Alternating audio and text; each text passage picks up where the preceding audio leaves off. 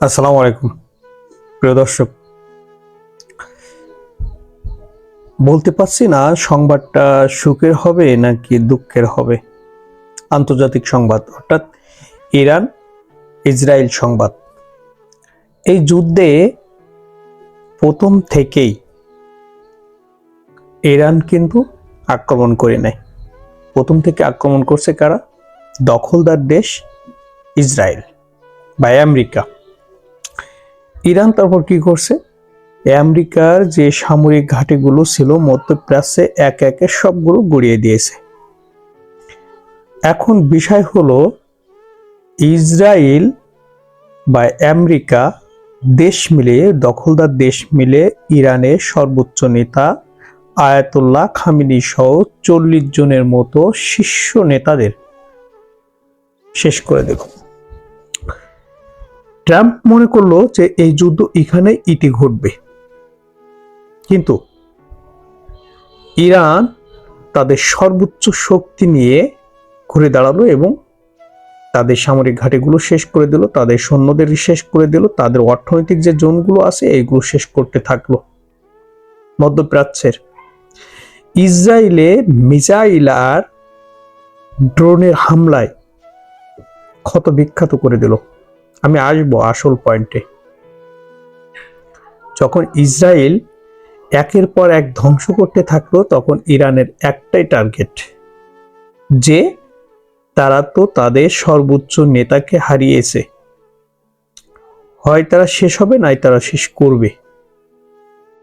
এমত অবস্থায় আমাদের বিশ্বের দখলদার দেশ নব্য,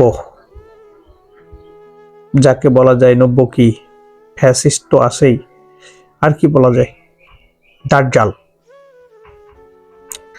এ বলা যায়।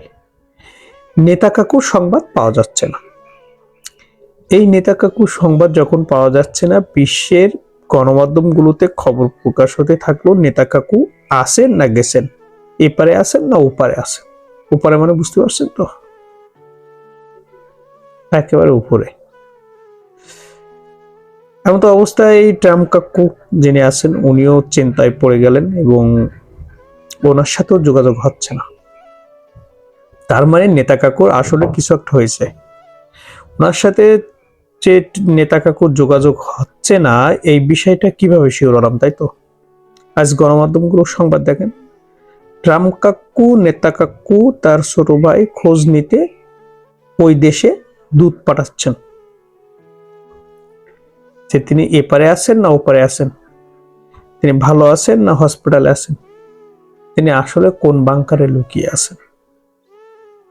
যদি যোগাযোগ হতো ট্রাম্পের সাথে তাহলে তো আর খোঁজ নিতে পাঠাতে লাগতো না, লোক দূত পাঠানো লাগতো না। যেহেতু তিনি তার সাথে যোগাযোগ করছেন না, অর্থাৎ নেতা কাকু ট্রাম্প কাকুর সাথে কোনো যোগাযোগ হচ্ছে না, বিধায় ট্রাম্প কাকু নেতা কাকু খোঁজ নিতে দূত পাঠাচ্ছেন। যাক, এটা একটা ভালো খবর যে উনি আমাদের নেতা কাকুর খোঁজ খবর নিতেই লোক পাঠাচ্ছেন।